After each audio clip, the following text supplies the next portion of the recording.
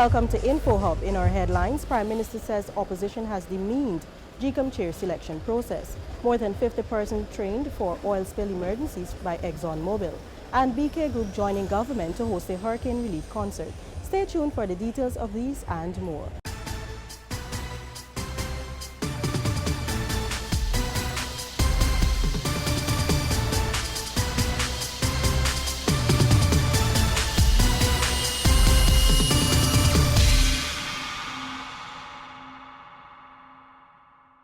Now for the details. The nation's top primary, secondary and technical institute performers were honored at the ministry's 21st awards ceremony. Sunil Williams has more. Prime Minister Moses Nagamootoo, in congratulatory remarks, told the awardees that they have made their country proud. Today we have a new crop, not only of graduates and achievers, a new crop from among you who would be the new leaders of Guyana. The Prime Minister also commended the parents and particularly teachers for standing by the students. Teachers are a rare breed of humanitarians. Teachers invest themselves in their students. Minister of Education Nicolette Henry also encouraged the awardees to be proud of their achievements. Today is the day to celebrate your accomplishments and to make it clear that you are exemplary students who have passed the test as a student. Minister Henry said her ministry is committed to the continued empowerment of young people and teachers. The award ceremony concludes a month-long observation of Education Month, which was held under the theme Promoting Wellness in Communities Through Quality Education. Sunil Williams reporting for InfoHub. Construction works on the government's housing units are progressing smoothly. Delicia Haynes filed this report. 24 duplexes, single flat and elevated units are under construction at Perseverance East Bank Demerara as part of the government's Housing Solution and Beyond 2017 project. Projects Director Omar Narain said that the works are expected to be completed by December of this year. The planned completion date for this site is the second week going into the third week of December. It all depends on the weather because we cannot force the contractors them to work during the rainy period. We want to maintain a very high standard of works. It was explained by project engineer Randolph Hunt that works are being executed by a total of 17 contractors who are being monitored closely. For this program, we're looking to construct a total of 40 duplex houses. However, we've started with 24. And based on the performances of the contractors, to date, we plan on awarding additional houses to them. So that would be a total of 4 additional duplexes at this point in time. DPI also spoke to contractor Trevor Barrett of T-Bars Enterprise, who expressed optimism about meeting the deadline. In terms of our progressing, I could safely say I am impressed, even with as far as I have gone, and therefore I think I'm progressing safely. Additionally, land preparations are also being carried out at Perseverance Phase 3. This $170 million project is slated to commence within a week. Similar projects are being executed in a number of communities in Regions 2, 5, 6, and 10. For InfoHub, Delicia Haynes. Prime Minister Moses Nagamootoo has described as unfortunate the opposition's tactic of incorporating race and age following the appointment of Justice James Patterson as the new chairman of the Guyana Elections Commission, GECOM. Here are the details. Speaking on Thursday afternoon in the studio of the National Communications Network, NCN, the Prime Minister took a swipe at those politicians who are seeking to vilify Justice Patterson on the grounds of his race and age, particularly that of race. Which is something that is hurting our politics. It's hurting Guyana that we could do this intervention to look at race and age. The Prime Minister expressed disgust that the opposition's machinery has demeaned the selection process, bringing it to the level that can cause division, rancor, bitterness, fear, and insecurity. He noted that politicians who are fueling the campaign need to be cognizant of the repercussions. While general elections are constitutionally due in 2020, Local government elections are carded for 2018, and some $2 million has been set aside to begin house-to-house registration and other preparations for LGE. Electoral officers will also have to be appointed, hence the need for a functioning commission. You need the commission to be in place with a head. You can't sacrifice the democratic rights of the Guyanese people to change their government or to change their local government authorities just on the whims and fancy of a politician who, like a spoilt brat, didn't have his person in place and decided he's going to block up everything.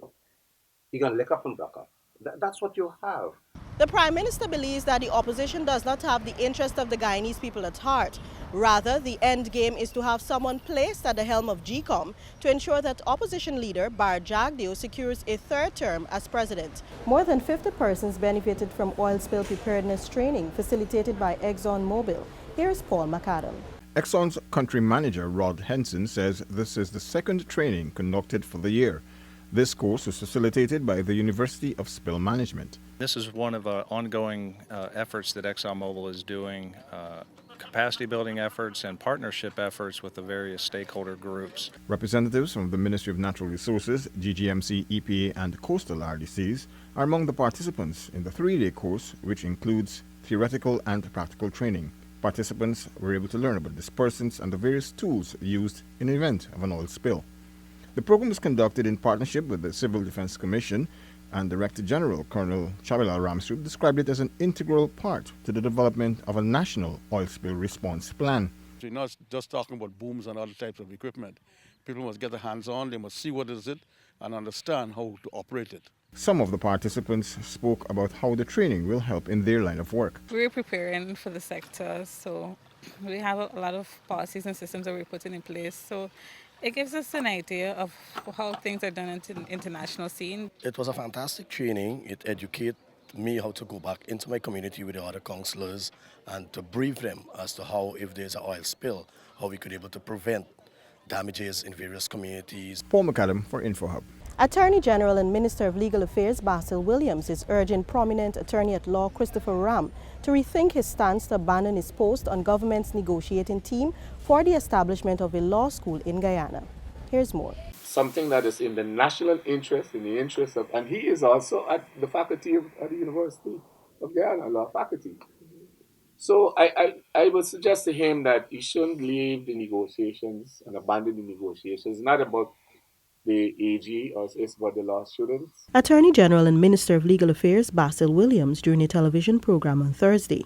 The AG said the President's appointment of Justice James Patterson as the GCOM chair has resulted in the loss of a valuable advisor in the person of Christopher Ram. According to AG Williams, he was not notified about Ram's resignation from the post prior to the decision to abandon the process.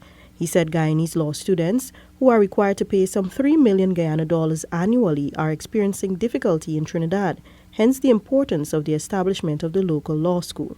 For somebody to say they're going to abandon Guyana's children because of some office that of the 18 people, he hasn't been selected and the president is messing with him, I don't think it is the way. I don't know why people are so heated up about one office. Ram, who is also a chartered accountant, made the announcement on October 25 that he is withdrawing from the membership of the planning committee and as point person of the Guyana negotiating team of the establishment of the JOF Haynes Law School. In the same breath, Ram said he is still committed to serving his country by making a distinction between government and Guyana. BK Group of companies and the government are collaborating to host a hurricane relief concert. Zanil Williams has the details. Funds from the show will be donated to hurricane-stricken territories Antigua and Barbuda, Dominica, the British Virgin Islands, and St. Martin.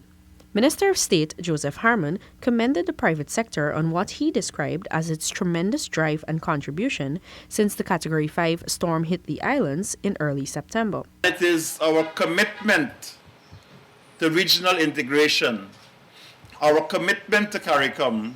We believe that the work of the private sector and the government, that collaboration between those entities and the Civil Defense Commission, made Guyana a shining example in the region as to what can be done by a people who are not principally affected by the disaster. BK Group of Companies representative Travis Shepard explained that from the inception, the company has been on board with relief efforts. Funded by owner Brian Tiwari, Jags Aviation airlifted 14 Guyanese nationals from St. Martin. Mr. Tiwari decided that more was needed to be done to help the affected islands and also some Guyanese citizens who might still be there. The decision was then taken to host a fundraising concert to complement ongoing efforts by the administration. The government has contributed US $100,000 and some 11 containers would have been distributed to SEDEMA. Assistant Secretary General of CARICOM, Dr. Douglas Slater, said that the damage to the affected CARICOM states will cost over US $1 billion. CARICOM is planning an upcoming International Donors Conference. Events like these give us some encouragement, and we can go and say, look, we are not just stretching a bowl out for your help. We are trying to help ourselves. And when you say ourselves, not only in the affected member states, but this demonstration of CARICOM unity and solidarity is very valuable out there in the international market. The concert will see local and regional artists, including Patrice Roberts, Olatunji, and Orlando Octave on Saturday, November the 11th at Durban Park. Zenil Williams reporting for InfoHub. Meanwhile, over $20 million was handed over today by more than 10 businesses as part of the aforementioned relief efforts to Ministers Harman and Amna Ali. FarmSup, AgriParts, and GuideTrack were among some of the companies that contributed to the efforts to coordinate relief for Guyanese nationals who were affected by Hurricane Irma in a number of Caribbean islands. We're happy to be here today. I think it's a very worthy cause we're doing this for, because those people on the islands are very badly affected by this hurricane, or hurricanes, we can say two of them. So up to now, we have been lucky in Guyana, and I hope we don't need contributions in the future for Guyana. We decided to contribute towards the Worldly Cause because it's a cause that needed support from a wide cross-section of people, so that there are people who are affected in the hurricane. So we just decided that we should contribute, so that those people could get a better life. The government of Guyana will be hosting a mega concert at Durban Park. The concert, which is slated for November 11th, will see local and regional artists. All of the Caribbean understand that Guyana is putting its best foot forward to ensure that those persons who are affected by the hurricanes, that they can rebuild their lives. We have done, I believe, an excellent effort in the first phase, that was to try to get emergency supplies and relief to those persons and those who wanted to come back home to come back. Now it's basically the rebuilding effort. Zenil Williams reporting for InfoHub. In our final report, the Social Protection Ministry's Difficult Circumstances Unit distributed items to the Duncan family who lost their Blackbush Polder home to fire last Saturday. Seneca Thorne has the details. Items including beds, stove, food items and cleaning detergent and clothing were given to Marvin and Colette Duncan, who lost everything during a fire that completely destroyed their home. The items were handed over today by Technical Officer Mabiola Howard on behalf of the Ministry of Social Protection. It's unfortunate that we're meeting under these circumstances, but we hope this morning that these items that the Ministry of Social Protection is contributing would assist you in getting your life back to normal. Marvin Duncan expressed his gratitude to the government for its kind gesture. He said that the items will add to his rebuilding process. We wish to thank them for the whatsoever they have to us.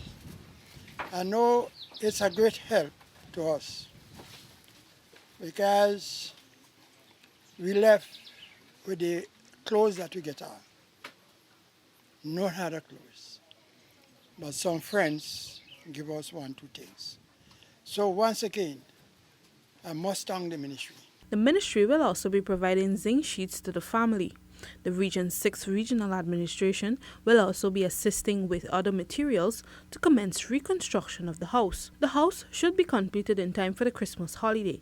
Seneca Thorne for InfoHub. Please remember that on Saturday, October 28, the Demerara Harbour Bridge will be closed to vehicular traffic for 7 hours, from 8:30 hours to 15:30 hours or 3:30 p.m. Thanks for watching. Connect with us 24/7 on our website and social media. Goodbye.